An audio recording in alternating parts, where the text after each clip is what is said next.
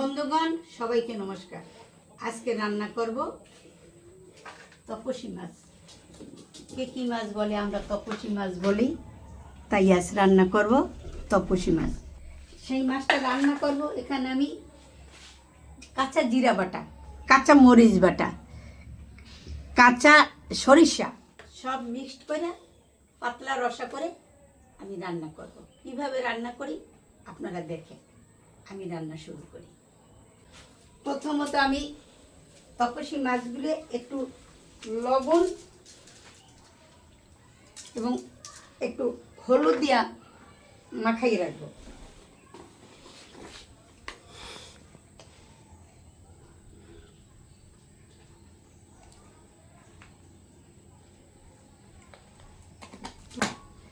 এখন আমি মাছগুলি একটু মাখাই। মাছগুলি খুব সুন্দর, একটা তাজা, তারপর বড় বড়। এরকম বড় মাছ, এক সাইজের মাছ পাওয়া খুব কঠিন ব্যাপার। সঙ্গে মাখার জন্য দিয়ে দেবো একটু সরিষার তেল, তাহলে মাছটার গায়ে ময় মশলা ভালো করে মিশে যাবে। তেল দিয়ে মাছগুলি আমি আবার একটু ভালো করে মাখাইয়ে নিলাম। এখন আমি চুলায় আগুন ধরে দেব।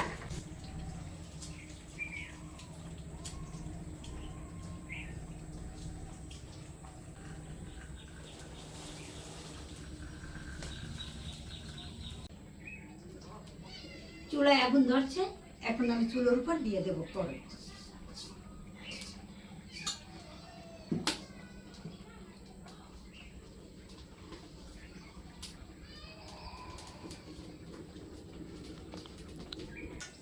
আর একটু তেল দিয়ে নেব। কি মাছগুলি আবার দিয়ে দেব।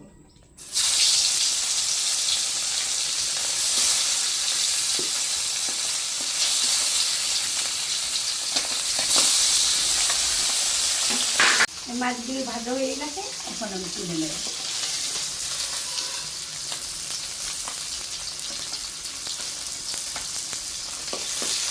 দেখেন মাছগুলি কত সুন্দর করে ভাজা হয়েছে।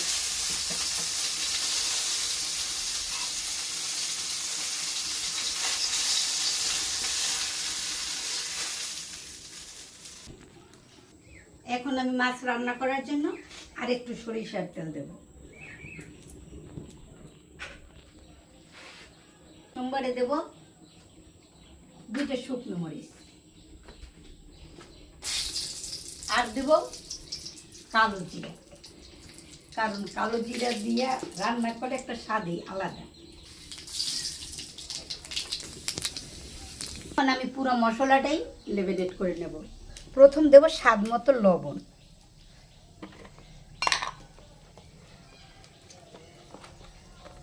পরিমাণ মতো হলুদের গুঁড়া, অল্প একটু মরিচের গুঁড়া, কারণ আমি কাঁচা মরিচ দিই, সেই জন্য অল্প একটু মরিচের গুঁড়া দেব। আর এই বাকি মশলাটা জিরা, কাঁচা মরিচ, কাঁচা সরিষা সমস্তটা একাত্র করে মিক্সড করে নেব।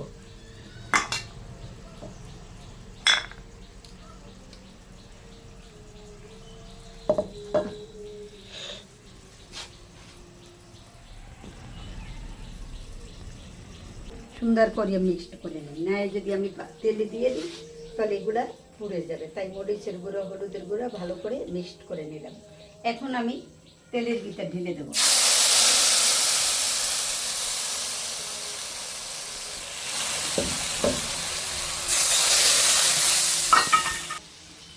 এখন মশলাটা একটু সুন্দর করে কষাই দেবো আস্তে ধীরে, কারণ সবই তো কাঁচা। কাঁচা জিনিস একটু ভালো করে কষানো না হলে গন্ধ আসতে পারে।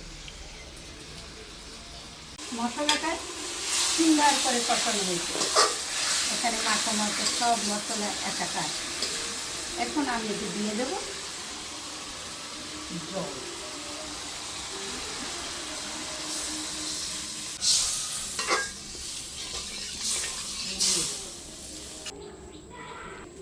এখন আস্তে ধীরে একটু আমি জাল দিই, তারপর মাছগুলো দিই।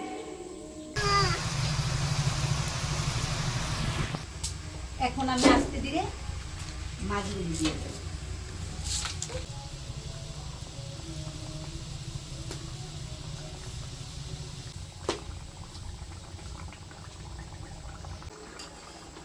মাছটা প্রায় হয়ে গেছে, আর একটু জাল দিই, আর একটু জ্বালাবো এই জন্য যে রসাটা একটু মাখো মাখো না হইলে পাতলা রসা বটে, তাই ভাবে আর একটু জাল দিই, জাল দিয়ে নামাই ফেলবো।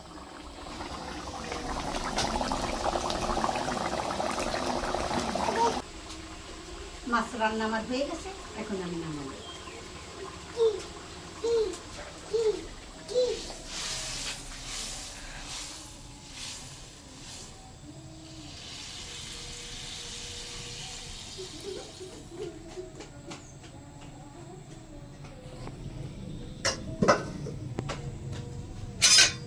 দেখেন মাছগুলি রান্না আমার, আশা করব খারাপ হবে না, রান্না ভালোই হবে। আপনারাও রান্না করবেন, অবশ্যই রান্না করবেন, খেয়ে দেখবেন। নিশ্চয়ই আপনারা ভালো রান্না করেন, কিন্তু আমার রান্না করার মতো রান্না করেন না তো, তাই আপনারা এভাবে রান্না করে খেয়ে দেখবেন, খুব ভালো লাগে। আর আমার এই রান্নাটা যদি আপনাদের ভালো লেগে থাকে তবে লাইক করবেন, শেয়ার করবেন, সাবস্ক্রাইব করবেন, বন্ধু হিসাবে সবসময় আমার পাশে থাকবেন, আমি উপকৃত হব। সবাইকে আবার ধন্যবাদ। এখন আমি শেষ করি।